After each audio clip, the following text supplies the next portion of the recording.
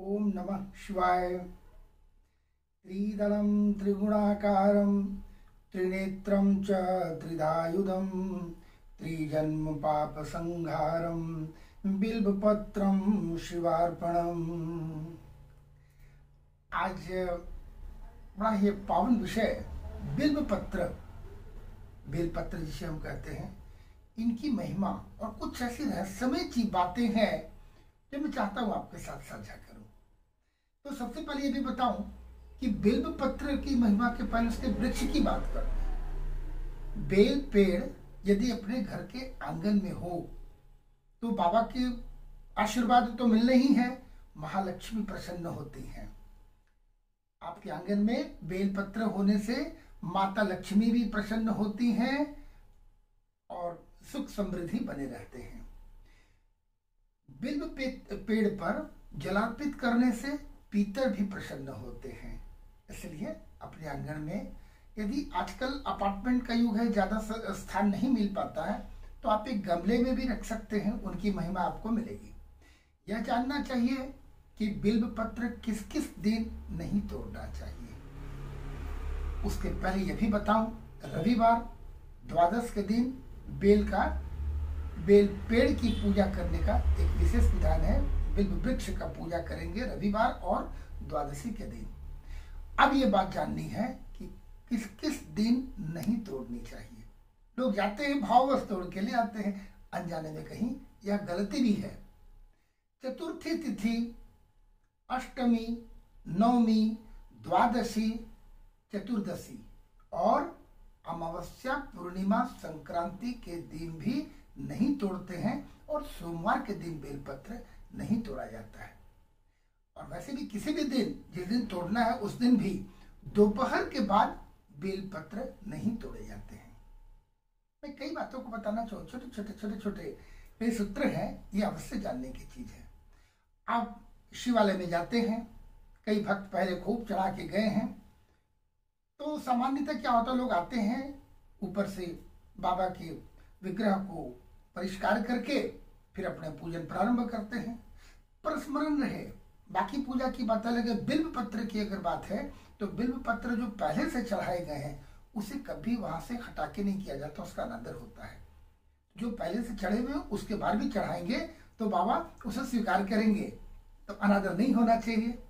और महिमा में यह भी बात है कि यदि आपके पास अभाव है, नहीं मिल रहा है, तो पहले से जो बाबा के ऊपर जो बिल्व पत्र जो चढ़े हुए हैं उसे भी लेकर धोकर पुनः चढ़ाया जा सकता है।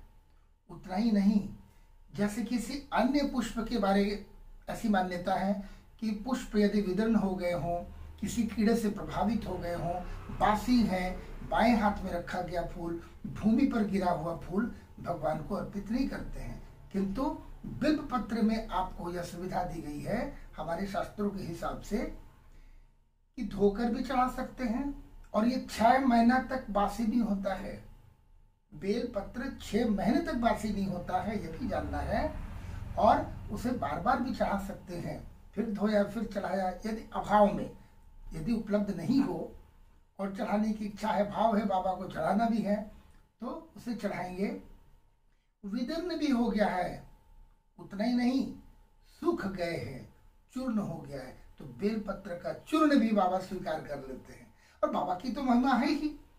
बाकी देवी देवताओं को तरह तरह के विभिन्न प्रकार के उनके उपचार करते हैं, लेकिन बाबा को एक सादा जल भी दे दिया, एक सूखा पत्र भी दे दिया, तो भी बाबा प्रसन्न है और अपने भक्तों को आशीर्वाद बनाए रखते हैं।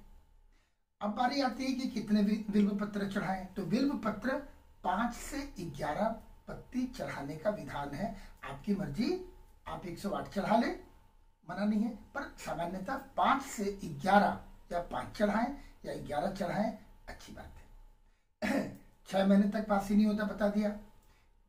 जितने पुष्प हैं, जिस प्रकार से पुष्प पेड़ में फलते हैं, पौधे में आता है ना, उसी डायरेक्शन पे, उसी तरीके से पुष्प को भगवान को समर्पित करते हैं, यानी सीधा फूल देते हैं। फूल कभी उल्टा नहीं चढ़ाते। मात्र बिल्व पत्र ही एक ऐसा है जिसे शिवलिंग के ऊपर उल्टा चढ़ाते हैं। जैसे जो ऊपर का चिकना भाग है वो बाबा को स्पर्श करे और उल्टे वाले ऊपर में होने चाहिए, यह भी एक बात है। अंत में एक बात और बताऊं, बिल्व पत्र की महिमा।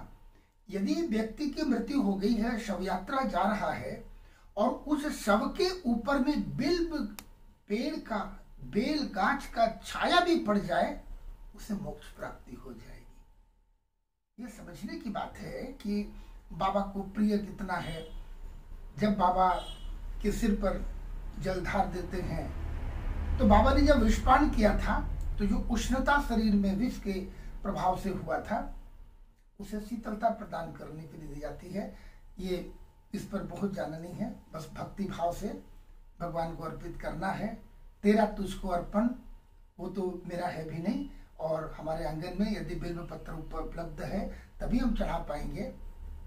इसलिए ये भगवान का दिया हुआ चीज, उन्हीं से लेते हैं, उन्हीं को चढ़ाते हैं भक्ति भाव से। और ये भाव अंदर से समर्पण भाव हो, बाबा को समर्पित करते हैं, बाबा अवश्य प्रसन्न होंगे। और बहुत बहुत आज की महिमा इस सत्संग का। बाबा आपके ऊपर भी, पूरे परिवार पर अपनी कृपा निरंतर बरसाते रहें। पुनः फिर मिलेंगे किसी अन्य वीडियो के साथ, फिर चर्चा करेंगे और छोटा सा फिर सत्संग होगा। तब तक आप ऊर्जान्वित रहें, मुस्कुराते रहें और बाबा की कृपा से सराबोर रहें। हरि ओम तत्सत। ओम शांति शांति शांति।